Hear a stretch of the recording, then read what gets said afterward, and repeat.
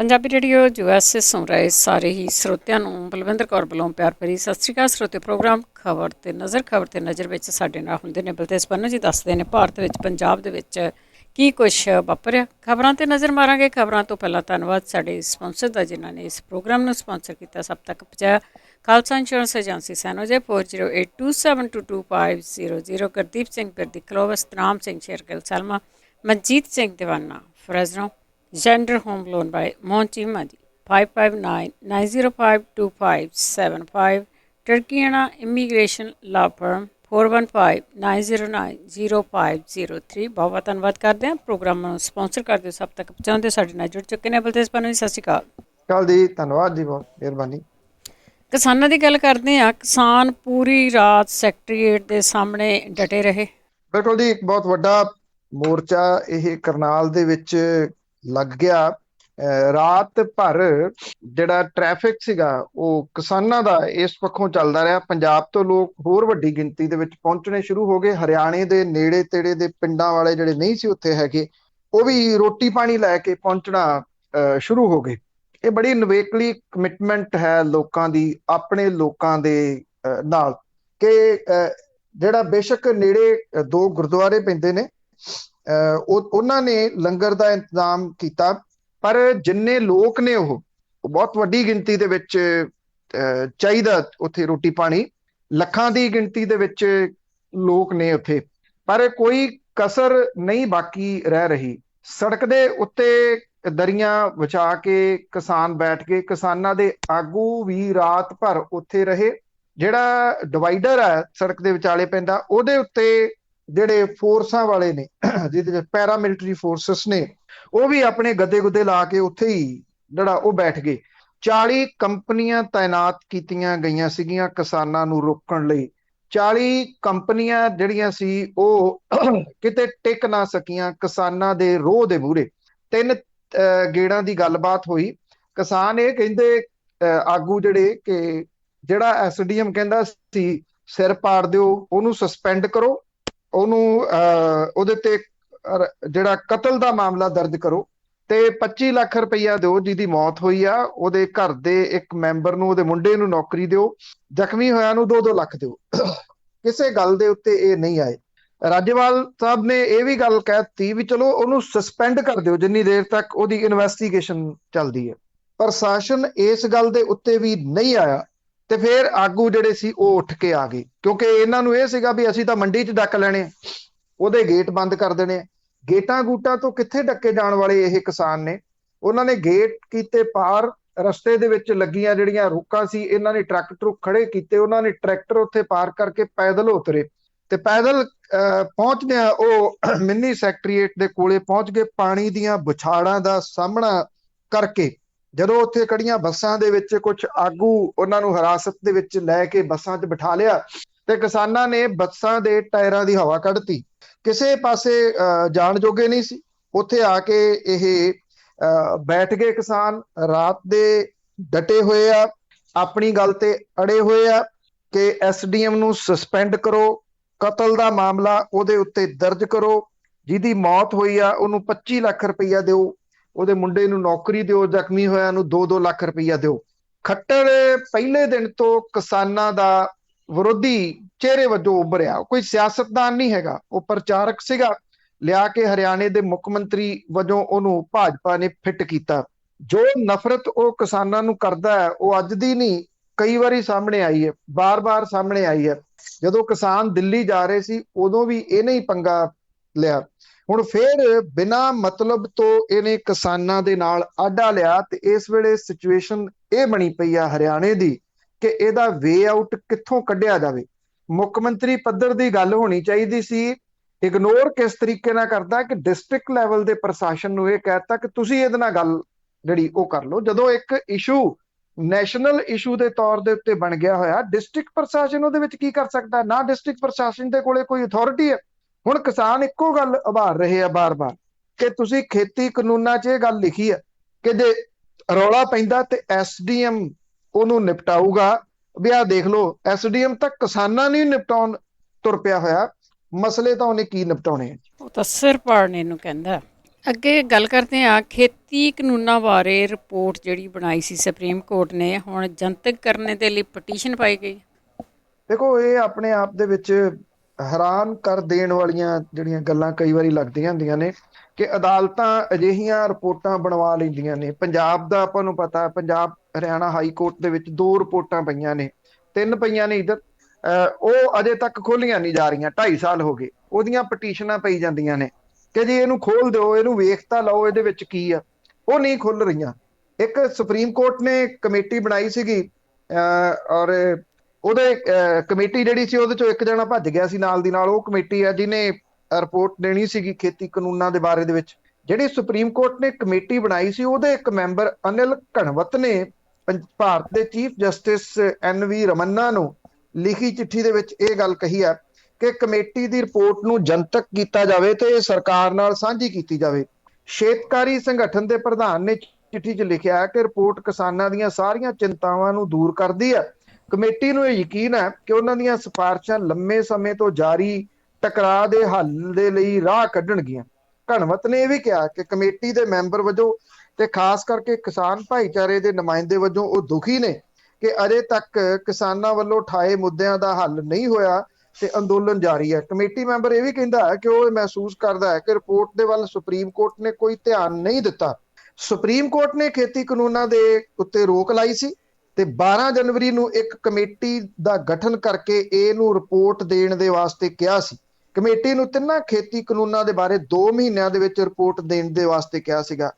Committee ਨੇ ਵੱਖ-ਵੱਖ ਧਿਰਾਂ ਦੇ ਨਾਲ ਗੱਲ ਕੀਤੀ ਸੀ। ਕਿਸਾਨਾਂ ਨੇ ਇਹਦਾ ਬਾਈਕਾਟ ਕੀਤਾ ਸੀ। ਕਿਸਾਨਾਂ ਨੇ ਆਖਿਆ ਸੀ ਕਿ ਅਸੀਂ ਕਿਸੇ ਇਸ ਤਰ੍ਹਾਂ ਦੀ ਕਮੇਟੀ ਦੇ ਨਾਲ ਕੋਈ ਗੱਲਬਾਤ ਜਿਹੜੀ ਉਹ ਨਹੀਂ ਕਰਨੀ। ਇਹਨਾਂ ਨੇ 19 ਮਾਰਚ ਤੋਂ ਪਹਿਲਾਂ ਇਹ ਰਿਪੋਰਟ ਦਾਇਰ ਕਰ ਦਿੱਤੀ ਸੀਗੀ। ਅਜੇ ਤੱਕ ਇਹ ਰਿਪੋਰਟ ਜਨਤਕ ਨਹੀਂ ਕੀਤੀ ਗਈ।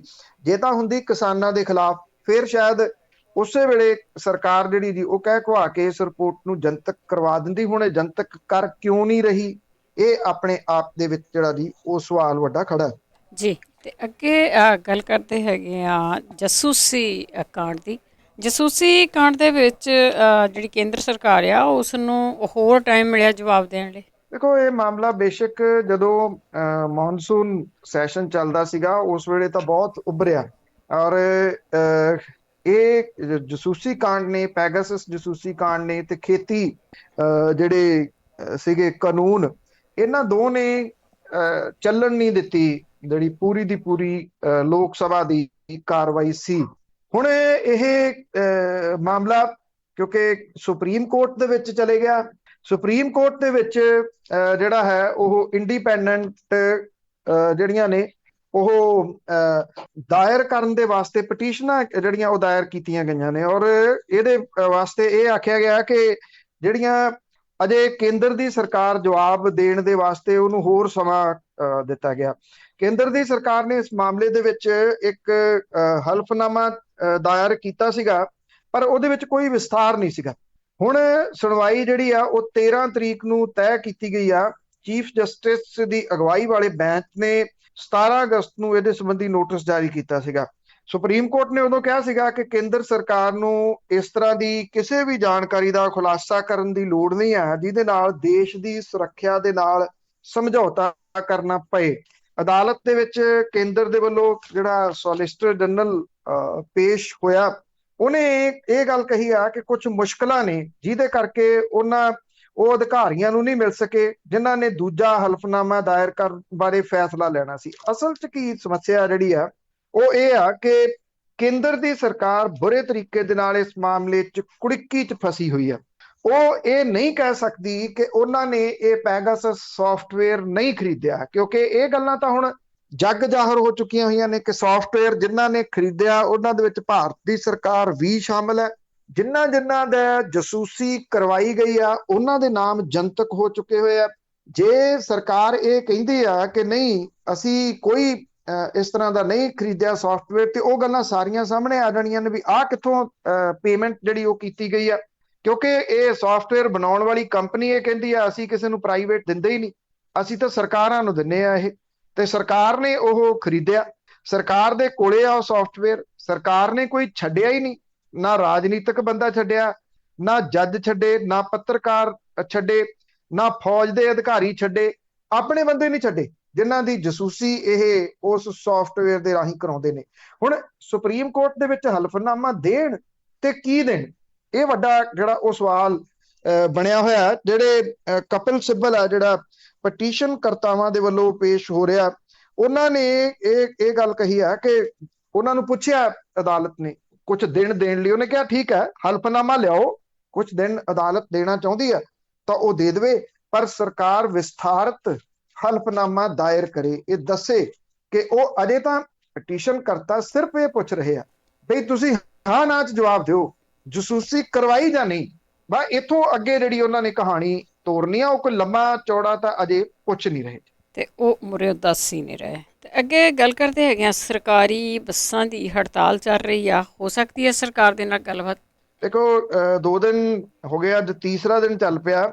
ਪਨਬਸ, ਪੀਆਰਟੀਸੀ, ਰੋਡਵੇਜ਼ ਦੇ ਜਿਹੜੇ ਕੱਚੇ ਮੁਲਾਜ਼ਮ ਨੇ, ਉਹਨਾਂ ਨੇ ਜਿਹੜੀ ਇਹ ਹੜਤਾਲ ਆ ਅਣਮਿੱਥੇ ਸਮੇਂ ਦੇ ਵਾਸਤੇ ਕੀਤੀ ਹੋਈ ਆ। Roadways, Punbus, PRTC contract worker ਜਿਹੜੇ ਨੇ ਉਹ ਥਾਂ ਥਾਂ ਦੇ ਉੱਤੇ ਮੁਜ਼ਾਹਰੇ ਕਰ ਰਹੇ ਆ। ਸਰਕਾਰੀ ਲਾਰੀਆਂ ਪੰਜਾਬ ਦੀਆਂ ਸੜਕਾਂ ਤੋਂ ਗਾਇਬ ਨੇ, ਕਿਤੇ ਕੋਈ ਟਾਵੀਂ ਬੱਸ ਦਿੰਦੀ ਆ ਜਿਹੜੇ ਕਿ ਇਹਨਾਂ ਨੇ ਕੰਟਰੈਕਟ ਵਰਕਰਸ ਜਿਹੜੇ ਨੇ, ਕੁਝ ਡਰਾਈਵਰ ਤੇ ਕੰਡਕਟਰ, ਉਹਨਾਂ ਨੂੰ ਲਾ ਕੇ ਚਲਾਉਣ ਦੀ ਕੋਸ਼ਿਸ਼ ਕੀਤੀ ਆ। ਵੱਖ-ਵੱਖ ਬੱਸ ਅੱਡਿਆਂ ਦੇ ਬਾਹਰ, ਵਰਕਸ਼ਾਪਾਂ ਦੇ ਬਾਹਰ ਮੁਜ਼ਾਹਰਾਕਾਰੀ ਲੋਕ ਡਟੇ ਹੋਏ ਆ। ਉਹ ਇਹ ਕਹਿੰਦੇ ਆ ਕਿ ਸਾਨੂੰ ਪੱਕੇ ਕਰੋ, ਤੁਸੀਂ ਕੱਚੇ ਕਿਉਂ ਰੱਖਿਆ ਹੈ। ਮੈਕਸਿਮਮ ਉਹ ਨੇ ਜਿਹੜੇ ਕੱਚੇ ਰੱਖੇ ਹੋਏ ਆ। ਇਹਨਾਂ ਨੇ ਜਿਹੜੀ ਜਥੇਬੰਦੀ ਨੇ ਸੀਸਵਾਂ ਫਾਰਮ ਹਾਊਸ ਘੇਰਨਾ ਸੀਗਾ, ਪਰ ਮੁਹਾਲੀ ਪ੍ਰਸ਼ਾਸਨ ਦੇ ਵੱਲੋਂ ਜਿਹੜਾ ਚੀਫ ਸਕੱਤਰ ਹੈ ਉਹਦੇ ਨਾਲ ਮੀਟਿੰਗ ਤੈਅ ਕਰਵਾਉਣ ਤੋਂ ਬਾਅਦ ਹਾਲ ਦੀ ਘੜੀ ਇਹਨਾਂ ਨੇ ਅੱਜ ਘੇਰਿਆ ਜਾਣ ਵਾਲਾ ਜਿਹੜਾ ਸੀਸਵਾਂ ਮਹਿਲ ਸੀ ਉਸ ਪ੍ਰੋਗਰਾਮ ਨੂੰ ਮੁਲਤਵੀ ਕੀਤਾ। ਅੱਜ ਇਹਨਾਂ ਦੀ ਕਿਸਾਨ ਮਾਫ ਕਰਨਾ, ਸਰਕਾਰ ਦੇ ਨੁਮਾਇੰਦਿਆਂ ਦੇ ਨਾਲ ਗੱਲਬਾਤ ਹੋ ਸਕਦੀ ਹੈ। ਸਵਾਲ ਵੱਡਾ ਇਹ ਆ ਕਿ ਗੱਲਬਾਤ ਤਾਂ ਕਈ ਧਿਰਾਂ ਦੇ ਨਾਲ ਸਰਕਾਰ ਕਰੀ ਜਾਂਦੀ ਆ, ਕੱਚੇ ਅਧਿਆਪਕਾਂ ਦੇ ਨਾਲ ਵੀ ਕਰੀ ਜਾਂਦੀ ਆ, ਈਟੀਟੀ ਟੈਟ ਪਾਸ ਉਹਨਾਂ ਦੇ ਨਾਲ ਵੀ ਕਰੀ ਜਾਂਦੀ ਆ, ਵੋਕੇਸ਼ਨਲ ਟੀਚਰਾਂ ਦੇ ਨਾਲ ਵੀ ਕਰੀ ਜਾਂਦੀ ਆ। ਗੱਲਬਾਤ ਕਰਨੀ ਤੇ ਉਹਨੂੰ ਕਿਸੇ ਸਿਰੇ ਲਾਉਣਾ, ਇਉਂ ਲੱਗਦਾ ਹੈ ਕਿ ਸਰਕਾਰ ਨਾਮ ਦੀ ਚੀਜ਼ ਕੋਈ ਪੰਜਾਬ 'ਚ ਹੈ ਹੀ ਨਹੀਂ। ਕਿਸੇ ਨੂੰ ਕੁਝ ਨਹੀਂ ਪਤਾ ਲੱਗ ਰਿਹਾ ਕਿ ਕਰਨਾ ਕੀ ਹੈ। ਪੰਜਾਬ ਦੇ ਵਿੱਚ ਜਿੱਧਰ ਮਰਜ਼ੀ ਚੱਲ ਜਾਓ, ਜੇ ਤੁਸੀਂ ਕਿਸੇ ਪਾਸੇ ਜਾਣਾ ਹੋਵੇ ਤੇ ਸਭ ਤੋਂ ਵੱਡਾ ਧੁੜਕੂ ਤੁਹਾਡੇ ਇਹੀ ਲੱਗਿਆ ਰਹਿੰਦਾ ਕਿ ਜਿੱਥੇ ਤੁਸੀਂ ਜਾਣਾ ਉੱਥੇ ਪਹੁੰਚ ਸਕੋਗੇ ਉਸ ਜਗ੍ਹਾ ਦੇ ਉੱਤੇ ਕਿ ਨਹੀਂ, ਕਿਉਂਕਿ ਇਹ ਨਹੀਂ ਪਤਾ ਕਿ ਕਿਹੜੀ ਧਿਰ ਨੇ ਕਿਹੜੇ ਹਾਈਵੇ ਦੇ ਉੱਤੇ ਆ ਕੇ ਕਦੋਂ ਟ੍ਰੈਫਿਕ ਜਾਮ ਕਰ ਦੇਣਾ ਤੇ ਉਸ ਜਾਮ ਟ੍ਰੈਫਿਕ ਦੇ ਵਿੱਚ ਤੁਸੀਂ ਵੀ ਜਿਹੜਾ ਉਹ ਫਸ ਜਾਣਾ। ਇਉਂ ਲੱਗਦਾ ਕਿ ਪੂਰਾ ਸਮੁੱਚਾ ਪੰਜਾਬ ਹੀ ਇਸ ਵੇਲੇ ਸੜਕਾਂ ਦੇ ਉੱਤੇ ਉਤਰਿਆ ਹੋਇਆ। ਪਰ ਦੂਜਾ ਪੱਖ ਇਹਦਾ ਇਹ ਵੀ ਆ ਕਿ ਇਹ ਜਿੰਨੇ ਲੋਕ ਐਜੀਟੇਸ਼ਨ ਕਰਨ ਵਾਲੇ ਨੇ, ਜਦੋਂ ਵੋਟਾਂ ਆਈਆਂ ਇਹੀ ਲੋਕ ਨੇ ਜਿਨ੍ਹਾਂ ਨੇ ਇਹੀ ਸਰਕਾਰਾਂ ਮੁੜ ਕੇ ਫੇਰ ਜਿਹੜਾ ਉਹ ਚੁਣ ਦੇਣੀਆਂ ਨੇ, ਫੇਰ ਬਣਾ ਦੇਣੀਆਂ ਨੇ। ਪਤਾ ਨਹੀਂ ਲੱਗਦਾ ਇਹਨਾਂ ਦੀਆਂ ਜਿਹੜੇ ਇਹ ਚਲਾਉਣ ਵਾਲੇ ਨੇ, ਇਹਨਾਂ ਵੱਖ-ਵੱਖ ਸੰਸਥਾਵਾਂ ਨੂੰ, ਜਿਹੜੇ ਇਹਨਾਂ ਯੂਨੀਅਨਾਂ ਨੂੰ, ਕਿ ਉਹ ਚੋਣਾਂ ਦੇ ਵੇਲੇ ਕਿਹੜੀ ਗਿੱਦੜ ਸਿੰਘੀ ਉਹਨਾਂ ਨੂੰ ਸੰਘਾ ਦਿੱਤੀ ਜਾਂਦੀ ਆ ਕਿ ਉਹ ਸਭ ਕੁਝ ਭੁੱਲ ਜਾਂਦੇ ਆ। ਜੀ ਕੋਈ ਸ਼ੱਕ ਨਹੀਂ, ਕੀ ਹੁੰਦਾ ਆ ਉਹ ਸਾਰਿਆਂ ਨੂੰ ਹੀ ਪਤਾ ਹੈ। ਤੇ ਅੱਗੇ ਗੱਲ ਕਰਦੇ ਹੈਗੇ ਆ, ਬਟਾਲਾ ਨੂੰ ਜ਼ਿਲ੍ਹਾ ਬਣਾਉਣ ਦੀ ਗੱਲਬਾਤ ਚੱਲ ਰਹੀ ਸੀਗੀ, ਉਸ ਤੋਂ ਬਾਅਦ ਹੁਣ ਫਗਵਾੜੇ ਦੀ ਵੀ ਮੰਗ ਉੱਠੀ ਹੈ। ਦੇਖੋ, ਇੱਕ ਤਾਂ ਜਿਹੜਾ ਬਟਾਲੇ ਵਾਲਾ ਮਾਮਲਾ ਉਹ ਭਖਦਾ ਤੁਰਿਆ ਜਾ ਰਿਹਾ। ਤ੍ਰਿਪਤ ਰਜਿੰਦਰ ਸਿੰਘ ਬਾਜਵਾ ਤੇ ਸੁਖਜਿੰਦਰ ਸਿੰਘ ਰੰਧਾਵਾ ਨੇ ਚਿੱਠੀ ਲਿਖੀ ਸੀਗੀ ਤੇ ਵੀ ਇਹ ਬਟਾਲੇ ਨੂੰ ਜ਼ਿਲ੍ਹਾ ਬਣਾਓ। ਮੁੱਖ ਮੰਤਰੀ ਨੇ ਪਲਟਵਾਰ ਕੀਤਾ ਵੀ ਇਹ ਤਾਂ ਮੇਰੇ ਕੋਲੇ ਪਹਿਲਾਂ ਹੀ ਪ੍ਰਤਾਪ ਸਿੰਘ ਬਾਜਵਾ ਹੋਰਾਂ ਨੇ ਮਹੀਨਾ ਪਹਿਲਾਂ ਦੀ ਚਿੱਠੀ ਲਿਖੀ ਹੋਈ ਹੈ, ਤੁਸੀਂ ਤਾਂ ਹੁਣ ਲਿਖਦੇ ਆ, ਵੇਖਾਂਗੇ ਇਹਦੇ ਉੱਤੇ ਕੀ ਕਰਨਾ। ਇੱਕ ਦੂਜੀ ਚਿੱਠੀ ਲਿਖਤੀ ਹੁਣ ਤ੍ਰਿਪਤ ਰਜਿੰਦਰ ਸਿੰਘ ਬਾਜਵਾ ਤੇ ਸੁਖਜਿੰਦਰ ਸਿੰਘ ਰੰਧਾਵਾ ਨੇ। ਇਹ ਗੱਲ ਜਿਹੜੀ ਉਹਨਾਂ ਨੇ ਚਿੱਠੀ ਲਿਖ ਕੇ ਕਹਿਤੀ ਆ ਕਿ ਜਿਹਨੂੰ ਮਰਜ਼ੀ ਇਹਦਾ ਸਿਹਰਾ ਦੇ ਦਿਓ, ਸਾਨੂੰ ਨਾ ਦਿਓ ਸਿਹਰਾ ਇਹਦਾ, ਤੇ ਬਟਾਲੇ ਨੂੰ ਜ਼ਿਲ੍ਹਾ ਜਿਹੜਾ ਉਹ ਜ਼ਰੂਰ ਬਣਾ ਦਿਓ। ਕੈਪਟਨ ਅਮਰਿੰਦਰ ਸਿੰਘ ਦੇ ਇਸ ਚਿੱਠੀ ਦੇ ਵਿੱਚ ਗੁੱਝੀਆਂ ਸਿਆਸੀ ਹੁੱਜਾਂ ਜਿਹੜੀਆਂ ਉਹ ਮਾਰੀਆਂ ਨੇ ਇਹਨਾਂ ਨੇ, ਕਿਉਂਕਿ ਇਹਨਾਂ ਦੋਨਾਂ ਨੇ ਟਾਈਮ ਮੰਗਿਆ ਸੀਗਾ, ਟਾਈਮ ਤਾਂ ਦਿੱਤਾ ਹੀ ਨਹੀਂ ਇਹਨੇ। ਇਹ ਕਹਿ ਦਿੱਤਾ ਕਿ ਸਾਡੇ ਕੋਲੇ ਪਹਿਲਾਂ ਹੀ ਇਹ ਪਿਆ ਹੋਇਆ, ਔਰ ਹੁਣ ਉਹਨਾਂ ਨੇ ਇਹ ਕਿਹਾ ਕਿ ਸਾਨੂੰ ਨਾ ਦਿਓ ਇਹਦਾ ਕ੍ਰੈਡਿਟ। ਉਹਨਾਂ ਕਿਹਾ ਕਿ ਸਰੋਕਾਰ ਤਾਂ ਸਿਰਫ ਬਟਾਲੇ ਨੂੰ ਜ਼ਿਲ੍ਹਾ ਵਜੋਂ ਵੇਖਣਾ। ਉਹਨਾਂ ਮੁੱਖ ਮੰਤਰੀ ਦੇ ਵੱਲੋਂ ਬਟਾਲੇ ਨੂੰ ਜ਼ਿਲ੍ਹਾ ਬਣਾਏ ਜਾਣ ਲਈ ਦਿਖਾਈ ਗੰਭੀਰਤਾ ਤੇ ਤਸੱਲੀ ਪ੍ਰਗਟ ਕੀਤੀ। ਦੋਵਾਂ ਵਜ਼ੀਰਾਂ ਨੇ ਇਹ ਗੱਲ ਚਿੱਠੀ ਦੇ ਵਿੱਚ ਹੈਰਾਨੀ ਜ਼ਾਹਰ ਕੀਤੀ ਕਿ ਮੁੱਖ ਮੰਤਰੀ ਤੱਕ ਸਿੱਧੀ ਪਹੁੰਚ ਰੱਖਣ ਵਾਲੇ ਪ੍ਰਤਾਪ ਸਿੰਘ ਬਾਜਵਾ ਨੂੰ ਵੀ ਚਿੱਠੀ ਲਿਖਣ ਦੀ ਲੋੜ ਕਿਉਂ ਪਈ। ਵਜ਼ੀਰਾਂ ਨੇ ਇਹ ਵੀ ਕਿਹਾ ਕਿ ਜਦੋਂ ਪ੍ਰਤਾਪ ਸਿੰਘ ਬਾਜਵਾ ਦੀ ਮੁੱਖ ਮੰਤਰੀ ਨਾਲੋਂ ਦੂਰੀ ਬਣੀ ਹੋਈ ਸੀ ਤਾਂ ਉਦੋਂ ਪ੍ਰਤਾਪ ਸਿੰਘ ਬਾਜਵਾ ਚਿੱਠੀਆਂ ਦੇ ਜ਼ਰੀਏ ਮੁੱਖ ਮੰਤਰੀ ਦੇ ਨਾਲ ਗੱਲਾਂ ਕਰਦੇ ਸੀ। ਉਹ ਇਹ ਵੀ ਕਹਿੰਦੇ ਆ ਕਿ ਮੁੱਖ ਮੰਤਰੀ ਨੂੰ ਇਹ ਚੇਤੇ ਕਰਾਉਣ ਦੀ ਲੋੜ ਨਹੀਂ ਕਿ ਚਿੱਠੀਆਂ ਕਾਂਗਰਸ ਪਾਰਟੀ ਤੇ ਸਰਕਾਰ ਦੀ ਬਦਨਾਮੀ ਦਾ ਸਬੱਬ ਬਣਦੀਆਂ ਰਹੀਆਂ ਨੇ।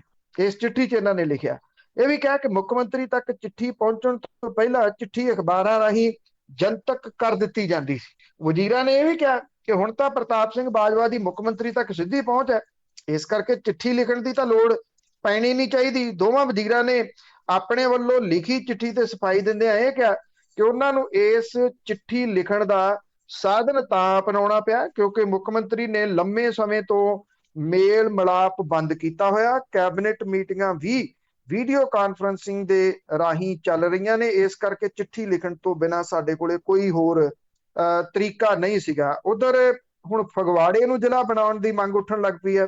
ਭਾਜਪਾ ਦੇ ਵੱਲੋਂ ਫਗਵਾੜੇ ਨੂੰ ਜ਼ਿਲ੍ਹਾ ਬਣਾਏ ਜਾਣ ਦੀ ਮੰਗ ਜਿਹੜੀ ਉਹ ਕੀਤੀ ਜਾ ਰਹੀ ਹੈ। ਇਹ ਵੀ ਕਿਹਾ ਜਾ ਰਿਹਾ ਹੈ ਕਿ ਮੁੱਖ ਮੰਤਰੀ ਤੱਕ ਅਪਰੋਚ ਕੀਤੀ ਜਾਊਗੀ ਕਿ ਫਗਵਾੜੇ ਨੂੰ ਵੀ ਜ਼ਿਲ੍ਹਾ ਜਿਹੜਾ ਉਹ ਬਣਾ ਦਿਓ। ਮੇਰੀ ਚਾਚੇ ਲੱਗਦੇ ਹੱਥੀਂ ਜੇਕਰ ਹੀ ਨਿਬੇੜਨ ਨਹੀਂ ਲੱਗੇ, ਇੱਕ ਕਰਕੇ 23 ਤਾਂ ਹੋ ਗਏ, ਤੇ ਜੇ ਬਟਾਲਾ ਬਣਦਾ 24ਵਾਂ, ਜੇ ਫਗਵਾੜਾ ਬਣਦਾ 25ਵਾਂ, ਜਿੰਨੇ ਸ਼ਹਿਰ ਨੇ ਪੰਜਾਬ ਦੇ ਸਾਰਿਆਂ ਨੂੰ ਜ਼ਿਲ੍ਹਿਆਂ ਬਣਾ ਦਿੱਤਾ ਜਾਵੇ ਤੇ ਬਿਹਤਰ ਰਹੂਗਾ। ਕਿਉਂਕਿ ਜਦੋਂ ਮਾਰਨਾ ਹੀ ਆ ਪੰਜਾਬ ਨੂੰ ਖਰਚਿਆਂ ਦੇ ਨਾਲ, ਫਿਰ ਚੱਜ ਨਾਲ ਮਾਰੋ। ਇੱਕ ਵਾਰੀ ਉਹਦੀ ਸੰਗੀ ਕੰਪਲੀਟ ਘੁੱਟ ਦਿਓ, ਐਵੇਂ ਨਿੱਕੀਆਂ ਨਿੱਕੀਆਂ ਚੂੰਡੀਆਂ ਵੱਢ ਵੱਢ ਕੇ ਕਿਉਂ ਮਾਰ ਰਹੇ। ਜ਼ਿਲ੍ਹਿਆਂ ਦੀ ਮੰਗ ਕਰਨ ਵਾਲੇ ਇਹ ਲੋਕ ਕਦੀ ਨਹੀਂ ਜਿਹੜਾ ਸੋਚਦੇ ਕਿ ਕਿੱਡਾ ਵੱਡਾ ਬੋਝ ਜਿਹੜਾ ਉਹ ਡਿਸਟ੍ਰਿਕਟ ਦਾ ਪੈਂਦਾ ਉਹਦੇ ਉੱਤੇ। ਘੱਟੋ ਘੱਟ ਲਾ ਕੇ ਚੱਲੋ ਸਿੱਧਾ ਜਿਹਾ 100 ਕਰੋੜ ਰੁਪਈਏ ਦਾ ਇੱਕ ਹੱਲੇ ਦੇ ਵਿੱਚ ਇਹ ਬੋਝ ਪੈਂਦਾ। ਉਦੋਂ ਬਾਅਦ ਅਫਸਰਾਂ ਤੇ ਬਾਬੂਆਂ ਦੀਆਂ ਤਨਖਾਹਾਂ ਜਿਹੜੀਆਂ ਉਹ ਹਰ ਮਹੀਨੇ ਬੋਝ ਪੈਂਦਾ। ਭੋਰਾ ਭੋਰਾ ਜ਼ਿਲ੍ਹਿਆਂ ਜਿਹੜੀਆਂ ਉਹ ਬਣਾ ਦਿੱਤੀਆਂ। ਕਿੰਨਾ ਕੁ ਕੰਮ ਉੱਥੇ ਹੁੰਦਾ, ਲੁੱਟ ਦੇ ਅੱਡੇ ਜ਼ਰੂਰ ਜਿਹੜਾ ਜੀ ਉਹ ਨਵੇਂ ਖੁੱਲ ਜਾਂਦੇ ਆ ਇਹ ਦਫ਼ਤਰਾਂ ਦੇ, ਕਿ ਪਹਿਲਾਂ ਲੁੱਟ ਹੋਣ ਲਈ ਤੁਹਾਨੂੰ 25-30 ਕਿਲੋਮੀਟਰ ਜਾਣਾ ਪੈਂਦਾ, ਹੁਣ ਨੇੜੇ ਜਾਓ ਤੇ ਲੁੱਟ ਹੋ ਕੇ ਉੱਥੋਂ ਵਾਪਸ ਆ ਜਾਓ। ਇਹ ਕਮਾਲ ਦੀ ਜਿਹੜੀ ਇਹ ਤੁਰਪੀ ਹੋਈ ਆ। ਜ਼ਿਲ੍ਹੇ ਬਣਾਉਣ ਦੇ ਨਾਲ ਕੀ ਪੰਜਾਬ ਦੀਆਂ ਸਮੱਸਿਆਵਾਂ ਹੱਲ ਹੋ ਜਾਣਗੀਆਂ? ਜੇ ਪੰਜਾਬ ਦੀਆਂ ਸਮੱਸਿਆਵਾਂ ਜ਼ਿਲ੍ਹੇ ਬਣਾਉਣ ਦੇ ਨਾਲ ਹੱਲ ਹੁੰਦੀਆਂ ਨੇ ਤਾਂ ਇੱਕੋ ਵਾਰੀ 25-30 ਨਵੇਂ ਜ਼ਿਲ੍ਹੇ ਜਿਹੜੇ ਆ ਜੀ ਉਹ ਬਣਾ ਦੇਣੇ ਚਾਹੀਦੇ ਆ। ਇੱਥੋਂ ਅਕਲ ਦਾ ਜਨਾਜ਼ਾ ਸਾਡਾ ਨਿਕਲਦਾ ਕਿ ਚੇਂਜ ਕਿਉਂ ਨਹੀਂ ਹੁੰਦੀ ਕੋਈ ਵੀ। ਅੱਗੇ ਗੱਲ ਕਰਦੇ ਢੀਂਡਸਾ ਤੇ ਬ੍ਰਹਮਪੁਰਾ ਦੀ, ਪਤਾ ਨਹੀਂ ਇਹਨਾਂ ਨੂੰ ਆਪਣੇ ਆਪ ਤੇ ਸ਼ੱਕ ਆ ਕੋਈ ਕਿ ਉਹਨਾਂ ਨੇ ਕਿਹਾ ਕਿ ਅਸੀਂ ਬਾਦਲਾਂ ਨਾਲ ਜੀਂਦੇ ਜੀ ਕਦੀ ਵੀ ਸਮਝੌਤਾ ਨਹੀਂ ਕਰਾਂਗੇ। ਦੇਖੋ ਜਿਹੜੇ ਲੀਡਰ ਨੇ ਇੱਥੇ, ਕਿਉਂਕਿ ਕੋਈ ਲੀਡਰ ਰਿਟਾਇਰ ਨਹੀਂ ਹੁੰਦਾ, ਰਿਟਾਇਰਮੈਂਟ ਦੀ ਉਮਰ ਹੀ ਕੋਈ ਨਹੀਂ ਗੀ, ਕੋਈ ਰੱਖੀ ਨਹੀਂ ਗਈ ਉਮਰ, ਨਾ ਇਹ ਕਿਸੇ ਹੋਰ ਨੂੰ ਮੂਹਰੇ ਆਉਣ ਦੇਣਾ ਚਾਹੁੰਦੇ ਨੇ। ਉਹ ਤਾਂ ਇਹ ਸੋਚਦੇ ਨੇ ਕਿ ਸਾਥੋਂ ਬਿਨਾਂ ਤਾਂ ਕੁਝ ਚੱਲਣਾ ਹੀ ਨਹੀਂ। ਚਾਹੇ ਪ੍ਰਕਾਸ਼ ਸਿੰਘ ਬਾਦਲ ਨੇ, ਕੈਪਟਨ ਅਮਰਿੰਦਰ ਸਿੰਘ ਨੇ, ਸੁਖਦੇਵ ਸਿੰਘ ਢੀਂਡਸਾ ਨੇ, ਰਣਜੀਤ ਸਿੰਘ ਬ੍ਰਹਮਪੁਰਾ ਨੇ, ਕਦੇ ਤੁਸੀਂ ਇਹਨਾਂ ਦੇ ਮੂੰਹੋਂ ਸੁਣਿਆ ਕਿ ਅਸੀਂ ਰਿਟਾਇਰ ਹੋ ਰਹੇ ਆ ਜੀ, ਹੁਣ ਤੁਸੀਂ ਸੰਭਾਲੋ? ਇਹ ਨਹੀਂ ਇਸ ਤਰ੍ਹਾਂ ਦੀ ਗੱਲ ਕਦੇ ਵੀ ਜਿਹੜਾ ਉਹ ਕਰਦੇ। ਅਕਾਲੀ ਦਲ ਸੰਯੁਕਤ ਬਣਾਉਣ ਵਾਲੇ ਸੁਖਦੇਵ ਸਿੰਘ ਢੀਂਡਸਾ ਤੇ ਰਣਜੀਤ ਸਿੰਘ ਬ੍ਰਹਮਪੁਰਾ ਨੇ ਹੁਣ ਇਹ ਗੱਲ ਕਹੀ ਆ ਕਿ ਐਵੇਂ ਅਫਵਾਹਾਂ ਫੈਲਾਈਆਂ ਜਾ ਰਹੀਆਂ ਕਿ ਅਸੀਂ ਅਕਾਲੀ ਦਲ ਬਾਦਲ ਦੇ ਵਿੱਚ ਜਾ ਸਕਦੇ ਆ। ਉਹਨਾਂ ਨੇ ਕਿਹਾ ਕਿ ਇੱਕ ਚਿੱਠੀ ਲਿਖ ਕੇ ਕਿ ਅਸੀਂ ਜਿਉਂਦੇ ਜੀ ਕਦੇ ਵੀ ਬਾਦਲਾਂ ਦੇ ਨਾਲ ਸਮਝੌਤਾ ਕਰਕੇ ਅਕਾਲੀ ਦਲ ਬਾਦਲ ਦੇ ਵਿੱਚ ਵਾਪਸ ਨਹੀਂ ਜਾਵਾਂਗੇ। ਇਹਨਾਂ ਨੇ ਇਹ ਵੀ ਗੱਲ ਕਹੀ ਹੈ ਕਿ ਅਸੀਂ ਅਕਾਲੀ ਦਲ ਦੇ ਸਿਧਾਂਤਾਂ ਤੇ ਪਹਿਰਾ ਦਿੱਤਾ ਤੇ ਦਿੰਦੇ ਰਹਾਂਗੇ। ਇਹ ਵੀ ਕਿਹਾ ਕਿ ਝੂਠੀਆਂ ਖਬਰਾਂ ਫੈਲਾਈਆਂ ਜਾ ਰਹੀਆਂ ਨੇ ਸਾਨੂੰ ਬਦਨਾਮ ਕਰਨ ਦੇ ਵਾਸਤੇ। ਇਹ ਵੀ ਕਿਹਾ ਕਿ ਸੁਖਬੀਰ ਬਾਦਲ ਦਾ ਹਾਲ ਉਸ ਲੱਕੜ ਹਾਰੇ ਵਰਗਾ ਜਿਹੜਾ ਜਿਹੜੀ ਟਾਹਣੀ ਦੇ ਉੱਤੇ ਬੈਠਾ ਉਹਨੂੰ ਵੱਢੀ ਜਾ ਰਿਹਾ। ਇਹ ਵੀ ਉਹਨਾਂ ਨੇ ਆਪਣੀ ਚਿੱਠੀ ਦੇ ਵਿੱਚ ਇਹ ਕਿਹਾ ਕਿ ਸੁਖਬੀਰ ਸਿੰਘ ਬਾਦਲ ਜਦੋਂ ਦਾ ਅਕਾਲੀ ਦਲ ਦਾ ਪ੍ਰਧਾਨ ਬਣਿਆ ਉਹਨੇ ਪਾਰਟੀ ਨੂੰ ਪ੍ਰਾਈਵੇਟ ਕੰਪਨੀ ਵਾਂਗੂ ਚਲਾਉਣਾ ਸ਼ੁਰੂ ਕੀਤਾ। ਕਿਹਾ ਕਿ ਸੁਖਬੀਰ ਸਿੰਘ ਬਾਦਲ ਦੀਆਂ ਆਪ ਹੁਦਰੀਆਂ, ਧੱਕੇਸ਼ਾਹੀਆਂ, ਤਾਨਾਸ਼ਾਹੀ ਰਵੱਈਆ ਇਸ ਕਦਰ ਨੀਵਾ ਉਹਨੇ ਲੈਣ ਦਾ ਕਿ ਪੰਜਾਬ ਦੀ ਪ੍ਰਮੁੱਖ ਪਾਰਟੀ ਰਹੇ ਸ਼੍ਰੋਮਣੀ ਅਕਾਲੀ ਦਲ ਬਾਦਲ ਨੂੰ ਵਿਰੋਧੀ ਧਿਰ ਵਿੱਚ ਬੈਠਣ ਦਾ ਮੌਕਾ ਵੀ ਨਹੀਂ ਜਿਹੜਾ ਉਹ ਮਿਲਿਆ। ਇਹ ਵੀ ਕਿਹਾ ਕਿ ਡੇਰੇ ਵਾਲੇ ਨੂੰ ਜਿਹੜੇ ਮੁਆਫੀ ਦਿਵਾਉਣ, ਗੁਰੂ ਗ੍ਰੰਥ ਸਾਹਿਬ ਦੀ ਬੇਅਦਬੀ ਕਰਨ ਵਾਲਿਆਂ ਦੀ ਸ਼ਨਾਖਤ ਨਾ ਕਰ ਸਕਣਾ, ਬਾਈਬਲ ਕਲਾਂ ਗੋਲੀਕਾਂਡ ਦੀ ਅਸਲੀਅਤ ਲੋਕਾਂ ਅੱਗੇ ਨਸ਼ਰ ਨਾ ਹੋਣ ਦੇਣਾ, ਟਰਾਂਸਪੋਰਟ, ਰੇਤ, ਕੇਬਲ ਮਾਫੀਆ, ਸ਼ਰਾਬ, ਇਹ ਸਾਰਿਆਂ ਦੇ ਵਿੱਚ ਸ਼ਮੂਲੀਅਤ ਜਿਹੜੀ ਉਹ ਹੋਣੀ, ਇਹਦਾ ਨੁਕਸਾਨ ਪੰਜਾਬੀਆਂ ਨੂੰ ਕਈਆਂ ਪੀੜ੍ਹੀਆਂ ਤੱਕ ਭੁਗਤਣਾ ਪਊਗਾ। ਸਿਆਸਤ ਦੇ ਵਿੱਚ ਅਕਸਰ ਇਹ ਕਿਹਾ ਜਾਂਦਾ ਹੈ ਕਿ ਜਿਹੜੀ ਚੀਜ਼ ਤੋਂ ਨਾ ਕੀਤੀ ਜਾਵੇ ਉਹ ਹੁੰਦੀ ਹੈ, ਜਿਹੜੀ ਚੀਜ਼ ਲਈ ਹਾਂ ਕੀਤੀ ਜਾਵੇ ਉਹ ਨਹੀਂ ਹੁੰਦੀ। ਹੁਣ ਕੀ ਇਹਨੂੰ ਇਸ਼ਾਰਾ ਇਹ ਸਮਝਿਆ ਜਾਵੇ ਕਿ ਜੇ ਗੱਲਬਾਤ ਕਰੋਗੇ ਤਾਂ ਆ ਵੀ ਸਕਦੇ ਆ, ਤਾਂ ਕਰਕੇ ਇਹ ਚਿੱਠੀ ਜਿਹੜੀ ਉਹ ਲਿਖੀ ਗਈ ਹੈ।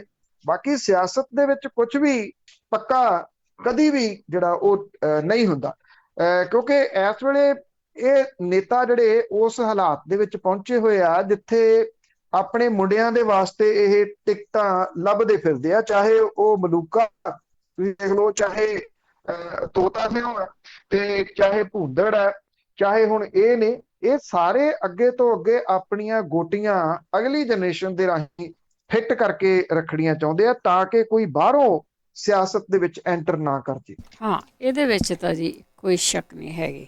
ਅੱਗੇ ਗੱਲ ਕਰਦੇ ਹੈਗੇ ਆ ਪੰਜਾਬ ਦੇ ਵਿੱਚ ਜਿਹੜੀ ਕਾਂਗਰਸ ਆ ਉਹਦਾ ਬੜਾ ਤੂਫਾਨ ਆਇਆ ਹੋਇਆ ਸੀਗਾ, ਬੜਾ ਕੁਛ ਉੱਠ ਕੇ ਚੱਲ ਰਿਹਾ ਸੀਗਾ, ਪਰ ਹੁਣ ਤਾਂ ਇਸ ਤਰ੍ਹਾਂ ਜਿਸ ਤਰ੍ਹਾਂ ਕਿਸੇ ਨੇ ਠੰਡੇ ਪਾਣੀ ਦੇ ਛੱਟੇ ਮਾਰ ਦਿੱਤੇ ਹੋਣੇ ਨਾ। ਦੇਖੋ ਇਹ ਚੁੱਪ ਜਾਂ ਤਾਂ ਹਾਈ ਕਮਾਂਡ ਨੇ ਜਿਹੜੀ ਉਹ ਕਰਵਾ ਦਿੱਤੀ ਹੈ, ਕਿਉਂਕਿ ਨਵਜੋਤ ਸਿੰਘ ਸਿੱਧੂ ਦਾ ਚੁੱਪ ਹੋਣਾ ਹੀ ਆਪਣੇ ਆਪ ਦੇ ਵਿੱਚ ਇੱਕ ਵੱਡੀ ਖਬਰ ਹੋ ਜਾਂਦੀ ਹੈ ਨਾ, ਕਿ ਜਿਹੜਾ ਬੰਦਾ ਬੋਲਣੋਂ ਹਟਦਾ ਹੀ ਨਹੀਂ ਉਹ ਵੀ ਚੁੱਪ ਹੋ ਗਿਆ।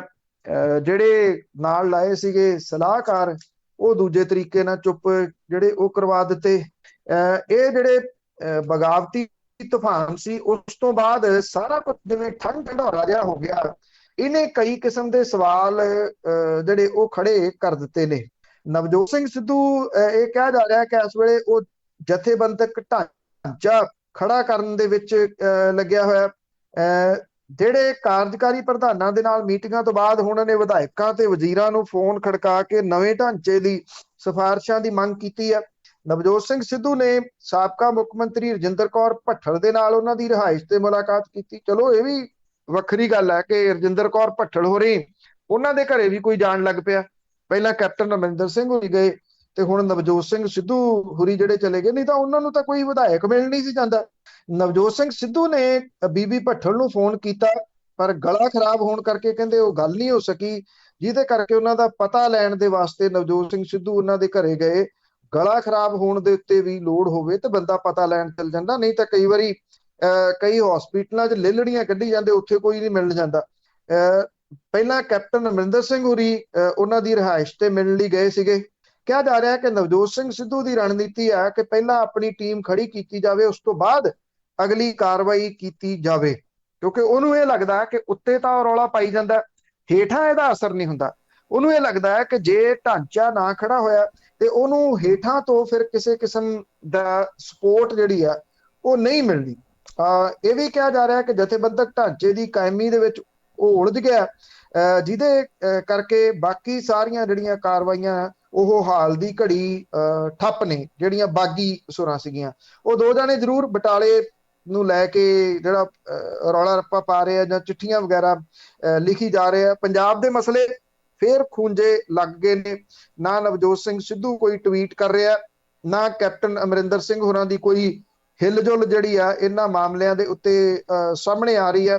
ਜਿਹੜੇ ਟਵੀਟ ਨਵਜੋਤ ਸਿੰਘ ਸਿੱਧੂ ਹੋਰੀ ਪਹਿਲਾਂ ਕਰਦੇ ਸੀਗੇ ਉਹ ਬੇਅਦਬੀ ਕਾਂਡ ਹੈ, ਕੋਟਕਪੂਰਾ ਗੋਲੀ ਕਾਂਡ ਹੈ, ਸ਼ਰਾਬ ਮਾਫੀਆ ਹੈ, ਰੇਤ ਮਾਫੀਆ ਹੈ, ਪਾਵਰ ਪਰਚੇਜ਼ ਐਗਰੀਮੈਂਟ ਨੇ, ਉਹ ਸਭ ਕੁਛ ਜਿਹੜਾ ਹਾਲ ਦੀ ਘੜੀ ਕਿਉਂ ਗਾਇਬ ਹੈ ਜਿਵੇਂ ਗਧੇ ਦੇ ਸਿਰ ਤੋਂ ਸਿੰਘ ਜੀ।